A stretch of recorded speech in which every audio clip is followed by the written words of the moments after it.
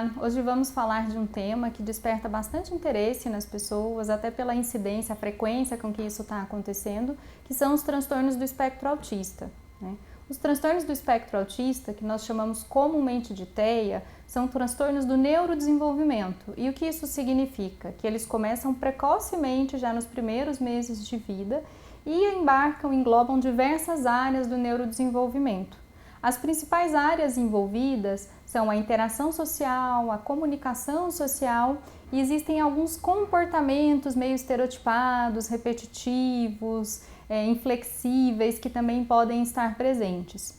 Os dados atuais mostram que o TEA atinge cerca de 1% da população, com alguns estudos mais recentes falando até um pouquinho maior, mas isso quer dizer que 1 em cada 100 pessoas tem o diagnóstico de um transtorno do espectro autista. As principais causas relacionadas ao TEA são os distúrbios genéticos. Então, a maioria do transtorno do espectro autista pode ser explicado única e exclusivamente pela variabilidade genética, né? Pelo nosso código genético que a gente herda aí da família. Mas alguns fatores ambientais também podem contribuir, né? Quais são esses fatores ambientais mais conhecidos, né? São algumas exposições durante a fase da gestação. Por exemplo, exposição a algumas medicações, como ácido valproico, a talidomida, e exposição a infecções. Então, infecção da mãe durante a gestação aumenta o risco da criança ter um transtorno do espectro autista. Vai desde infecções como a gripe, a influenza, até outras como rubéola, citomegalovírus, né, que podem aumentar essa frequência. Algumas complicações também no trabalho de parto, com hipóxia, anóxia do bebê, também aumentam a chance de ter um transtorno do espectro autista. E quais são os sinais e os sintomas mais comuns, então?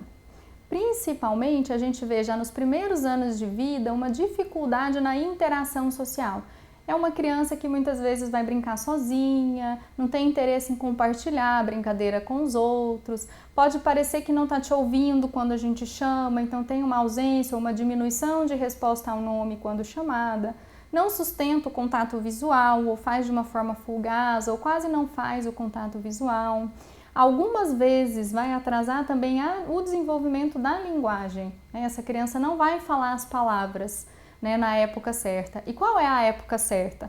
A gente considera que com 18 meses a criança está falando em média 50 palavras. Então, uma criança de 1 ano e meio que não esteja falando nenhuma palavra já é um sinal de alerta importante para transtornos do neurodesenvolvimento, especificamente os transtornos do espectro autista.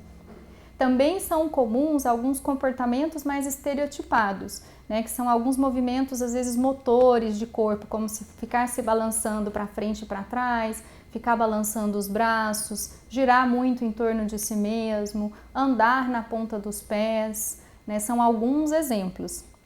Questões sensoriais também são chamativas. Por exemplo, a criança pode ser muito sensível a barulho, tampar os ouvidos, assim, diante de algumas situações, né? Ou ela ser muito seletiva alimentar, não tolerar determinadas texturas, por exemplo. Então, essas características em comuns, elas nos dão a hipótese de um transtorno do espectro autista, mas o diagnóstico tem que ser feito por um profissional, né, adequado, especialmente um profissional mais especializado em desenvolvimento, que tem esse conhecimento, né? O diagnóstico é médico, mas sempre vai incluir a avaliação de uma equipe multidisciplinar, tá? Hoje em dia, a gente não faz mais aquela diferenciação antiga que se falava da síndrome de Asperger, por exemplo, que algumas pessoas conhecem. Então, a característica, o critério diagnóstico chama de um transtorno do espectro autista com diferentes níveis de gravidade. Eu posso ter um quadro mais leve, moderado ou grave. E o que determina a gravidade? É a funcionalidade da criança, não é o número de sintomas que ela tem.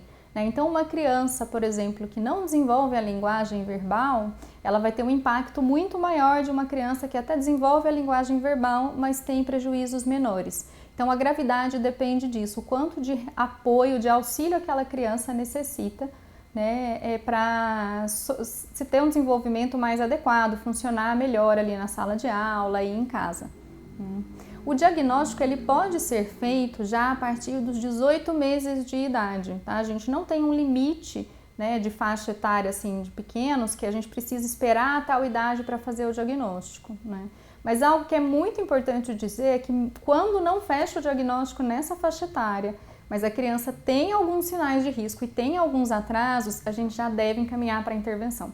Isso é o mais importante, a gente não precisa esperar o diagnóstico para encaminhar uma criança com atraso do desenvolvimento para uma intervenção adequada, né? Porque algumas vezes a gente não consegue ver todas as características presentes numa criança ali de 1 ano e meio, 2 anos de idade, mas isso vai ficar mais claro tardiamente, então a gente não precisa esperar. Tá? O diagnóstico então pode variar e a partir dos 18 meses até os 3 anos de idade, normalmente nessa faixa etária aí a gente consegue já diagnosticar todas as crianças, né? Não existem formas específicas de prevenir o transtorno do espectro autista, né? Mas algo que é importante dizer é essa estimulação do desenvolvimento, porque aí a gente previne o impacto que esse transtorno vai ter na vida da pessoa.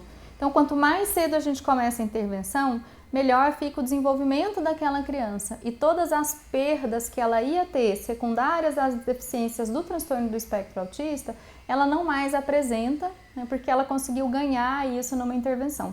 E a intervenção ela deve ser sempre intensiva e individualizada. Então é um programa individualizado para aquela criança, de forma intensiva, né, dependendo da faixa etária, isso pode variar de 15 horas na semana até 20, 40 horas na semana.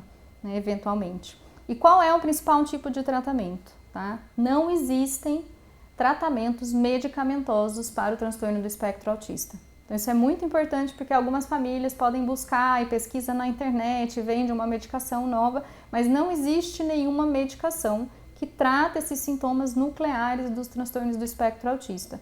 O que a gente tem de evidência de tratamento são os tratamentos de psicoterapia, especialmente a psicoterapia do tipo comportamental, chamada de análise do comportamento aplicada, e alguns outros modelos para criança pequena, que algumas famílias podem ter ouvido falar como o modelo Denver, por exemplo.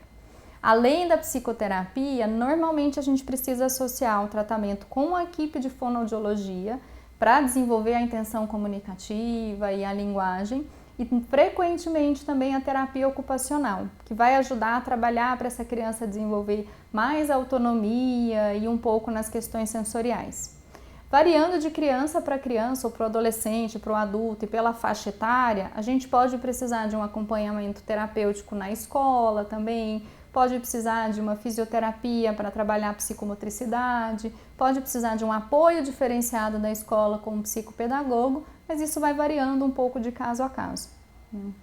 E uma coisa importante é que não existe cura para os transtornos do espectro autista, mas o tratamento precoce, intensivo e individualizado tem um impacto muito positivo e uma melhora muito grande nessas crianças. Então é importante a gente focar nisso, a gente tem que começar a tratar logo, né, mesmo na suspeita, sem o diagnóstico, trabalhar com uma equipe adequada, que tenha conhecimento sobre isso. E é importante dizer para as famílias que a equipe tem que orientar a família, né? Se a família não está recebendo orientação, esse tratamento não está da forma adequada, porque a criança vai ficar muitas vezes com a família, em casa, a maior parte do tempo está em casa com a família. Então é sempre importante ter essa união aí da equipe terapêutica, da família e da equipe da escola. E mais tardiamente para os adolescentes e adultos, também uma união com a equipe do mercado de trabalho, do local de trabalho, para fazer as adaptações necessárias e ajudar essa pessoa a ter uma funcionalidade melhor. Espero que vocês tenham gostado. Muito obrigada!